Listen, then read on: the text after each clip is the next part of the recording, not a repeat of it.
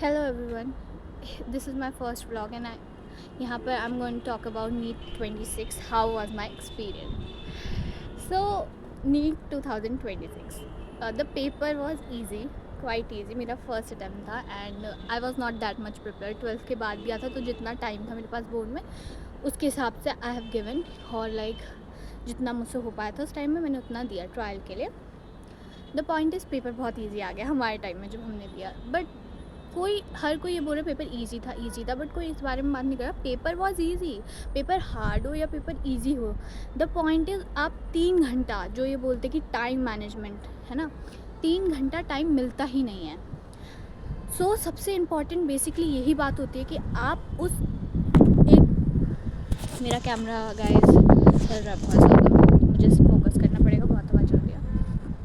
मैं सेंटर पे पहले ही पहुंच गई थी और 2 घंटे पहले मैं उधर थी. ठीक है, वहाँ पे वो सिग्नेचर वगैरह वो करा रहे थे. बट मुझे समझ में नहीं आया जब हम 2 घंटे पहले ही थे तो पेपर के वक्त जब पेपर 2 बजे से स्टार्ट हुआ, 3 घंटे का टाइम जो बोलते हैं कि देते हैं लेकिन 3 घंटे का टाइम नहीं मिलता, तो उस टाइम पर वो सिग्नेचर OMR में थम उसी टाइम पर पेपर के टाइम पे जब एक तो इतना इंटेंस माहौल होता है क्योंकि आपको वहाँ सॉल्व करना होता है और वहाँ पे उस पेपर में ही हमें फिज़िक्स और केमिस्ट्री से चलो ईजी आई थी इस बार, ईजी भी हो लेकिन हमें जो न्यूमेरिकल्स होते हैं वो सॉल्व करने के लिए हमें कोई रफ पेपर भी नहीं किया, हमें उसी पेपर में सॉल्व करना था. मेन पॉइंट कि टाइम मैनेज करना सबसे बड़ी है. Paper easy hard what ever it is, the point is वो 3 घंटा आई फील वो मिलता ही नहीं है. पेपर ना, मैं जो बायो वाला क्वेश्चन गई थी बहुत ईजी था बट थोड़ा सा लेंदी मुझे लगा पर्सनली कि लेंदी था. तो 90 क्वेश्चन जो थे 90 क्वेश्चन वो भी हमें पढ़ना तो पड़ेगा ही ना ऑब्वियसली टिक करने के लिए,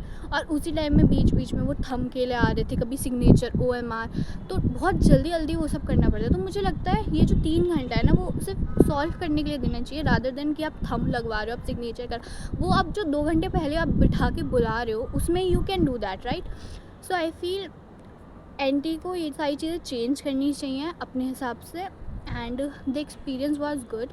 आई वॉन्ट नॉट से कि पेपर वॉज हार्ड तो नहीं था, पेपर ईजी था क्योंकि जिसने नहीं पढ़ा था अगर उसको वो पेपर हलवा सा लग रहा था तो जिसने अच्छे से प्रिपेयर करा होगा वो तो एकदम क्लियर कर लेगा.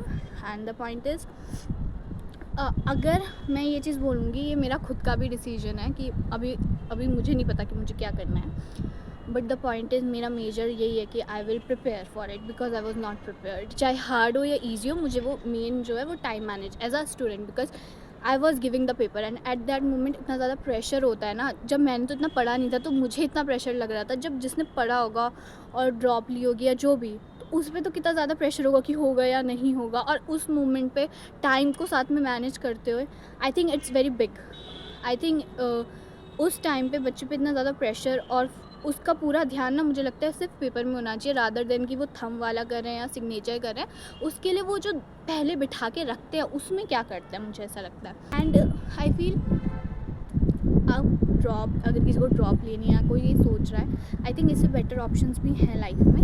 बट अगर किसी का मेन फोकस ये कि हाँ उसे डॉक्टर ही बनना और इसी में जाना है और मैं ट्राई नहीं किया तो यू शुड, लेकिन अपने आप को ना ये प्रिपेयर कर लो कि 3 घंटा नहीं मिलता, 2.5 घंटे में आपका पेपर हो जाना चाहिए. और बीच में ना अपने आप को इस माहौल में वो कर लो कि आप गर्मी में हो, आपको अगर ये है कि आप आवाज़ से बहुत ज़्यादा DJ बज रहे हैं तो भी आपको पेपर करना ही है, आप ये समझ लो उस टाइम पर.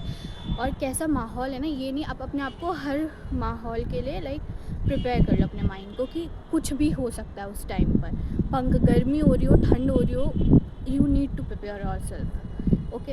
एंड टाइम मैनेजमेंट सबसे बड़ा गेम है उस टाइम पर. पेपर ईजी हो या पेपर हार्ड हो, it doesn't matter. It's about just कि how you manage your time.